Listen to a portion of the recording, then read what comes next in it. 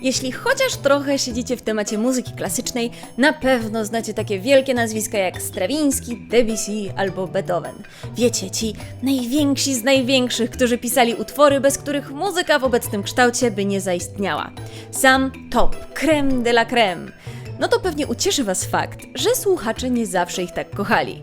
No, jak kontrowersyjny utwór trzeba napisać, żeby publiczność zaczęła się naparzać w trakcie występu, albo, no nie wiem, wylądować w więzieniu na tydzień. Nazywam się Margo i witam Was w Muzie na szkle.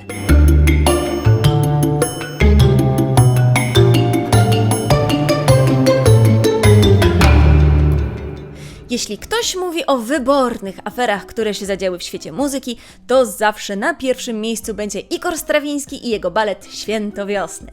Żeby trochę Was wprowadzić w temat. Mamy początek XX wieku, dopiero co zatonął Titanic, słucha się Ravela, elity kwitną, kobiety chodzą w długaśnych sukniach i jeszcze większych kapeluszach. No a jak się idzie w Paryżu do teatru, no to się idzie do teatru. I wpada nam Strawiński. Genialny bądź co bądź kompozytor, okrzyknięty później jednym z najwybitniejszych kompozytorów XX wieku. Zanim powstało Święto Wiosny, to już zrobił furorę swoimi poprzednimi dziełami, takimi jak Ognisty Ptak czy Pietruszka. Ale to nie tak, że wszyscy go kochali. Bo muzyka to jedno, ale paryskie elity patrzyły na niego z góry i traktowały go zgodnie z przyjętymi uprzedzeniami do krajów wschodnich. Ksenofobia. Wiecie, u nas to jest sztuka, klasa i cywilizacja, a tam jakieś wschodnie pogańskie prymitywy. No więc Strawiński się trochę wpienił. Zebrał Dream Team, czyli Mikołaja Rojericza i Wacława Niżyńskiego i stwierdził, że jak chcą wschodnio-pogańsko i dziko, to będzie wschodnio-pogańsko i dziko. I challenge you to a duel. I accept. I tak postanowił złamać absolutnie wszystkie zasady aktualnych kanonów muzyki baletu, jakie się tylko dało. Do tego stopnia, że ile razy zwracano mu uwagę, że w partyturze jest błąd, bo coś się nie składa, to mówił, że tak właśnie ma być. Dziko, nieprzewidywalnie, szaleńczo i bardzo, bardzo słowiańsko. Wyobraźcie sobie, że przyzwyczajona do klasycznego i poukładanego do granic możliwości baletu widownia przychodzi do teatru i dostaje to. O co tu w ogóle chodzi?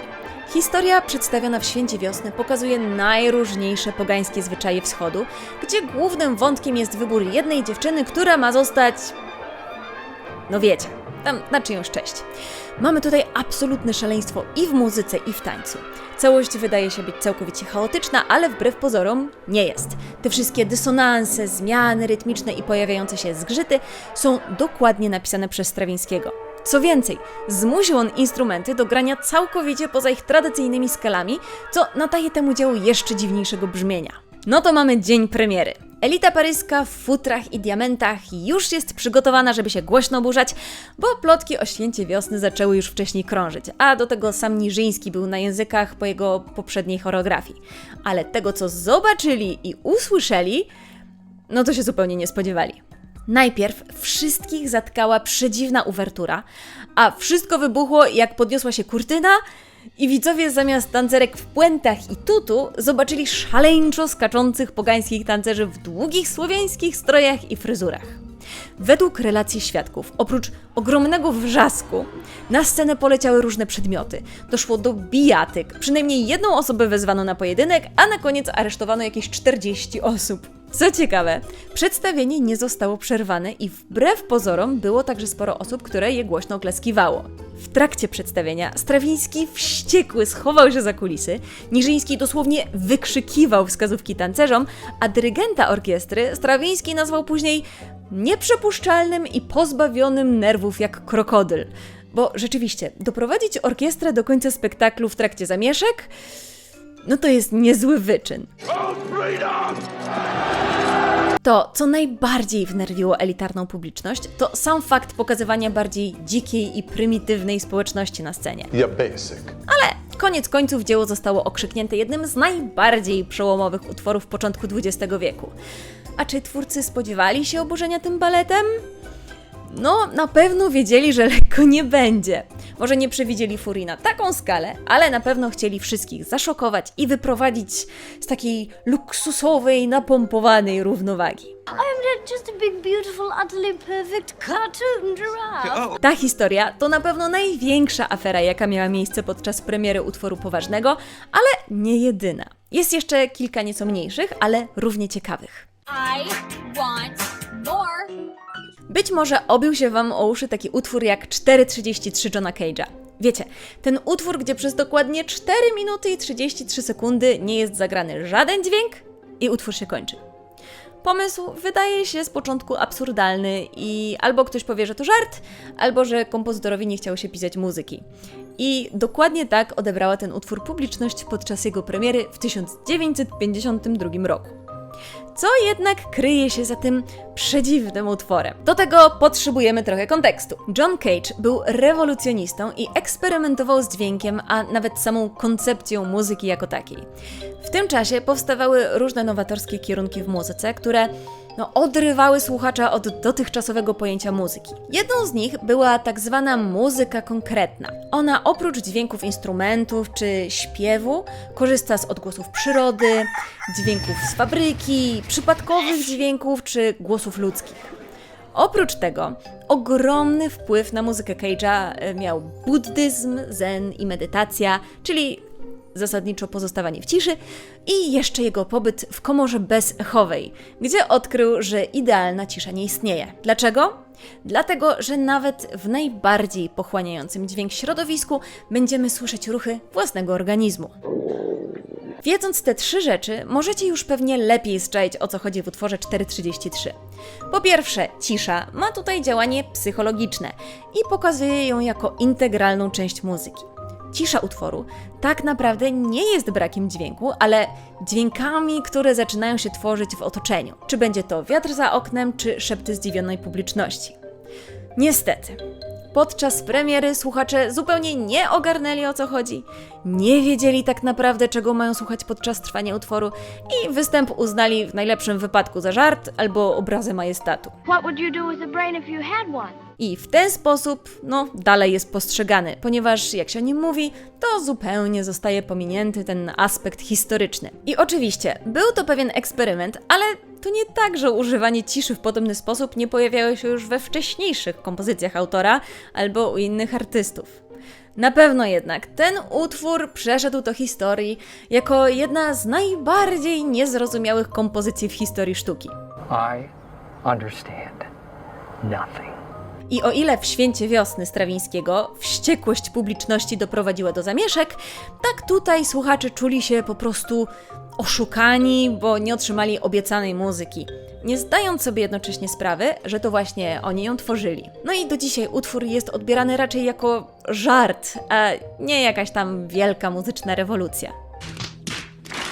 Inny pyszny skandal zafundował nam Eric Satie, komponując muzykę do baletu Parada na zamówienie Jeana Cocteau w towarzystwie takich osób jak Picasso czy Diaghilev z jego zespołem baletowym, który zresztą występował w Święcie Wiosny. I podobnie jak w przypadku Święta Wiosny, publiczność spodziewała się występu niezwykłego baletu rosyjskiego, a otrzymała przedziwną cyrkową mieszankę ubraną w szokujący wówczas kubizm. Na scenie mamy tutaj 2 menadżerów, chińskiego sztukmistrza, kowboja z wieżowcem na plecach, amerykańską dziewczynkę, parę akrobatów i konia. A całość połączona jest niezwykłą, eksperymentalną bądź co bądź muzyką Erica Satie z dodatkiem dźwięków maszyny do pisania, syreny, butelek, pistoletu i takich tam.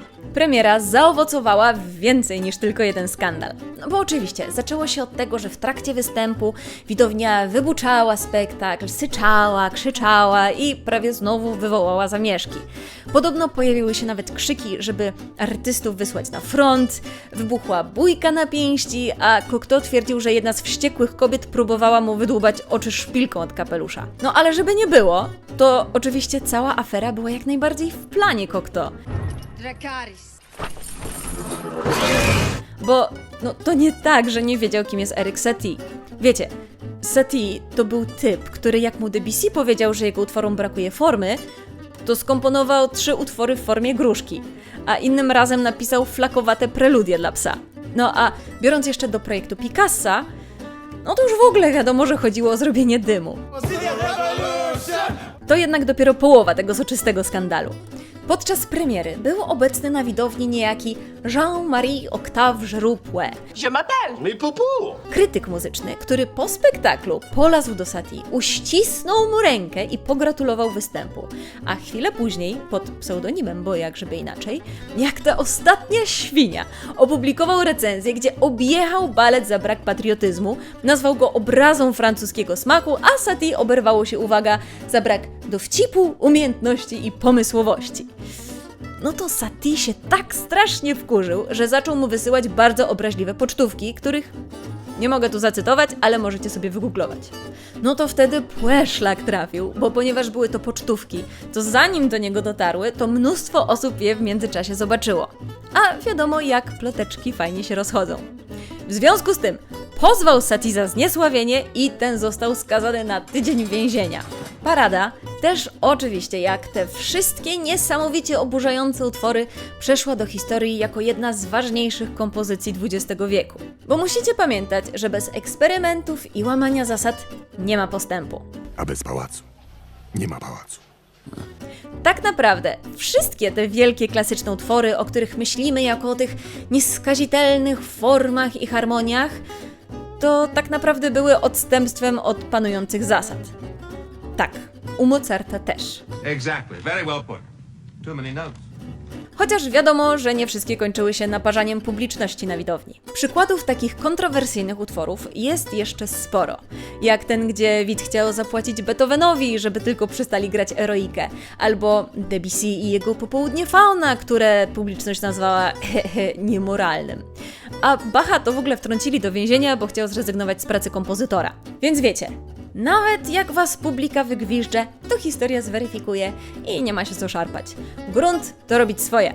Jeśli chcecie usłyszeć więcej o kontrowersjach w tym muzycznym świadku, to dajcie znać w komentarzach, a w międzyczasie nie zapomnijcie zasubskrybować kanału i zostawić łapki w górę. Do zobaczenia!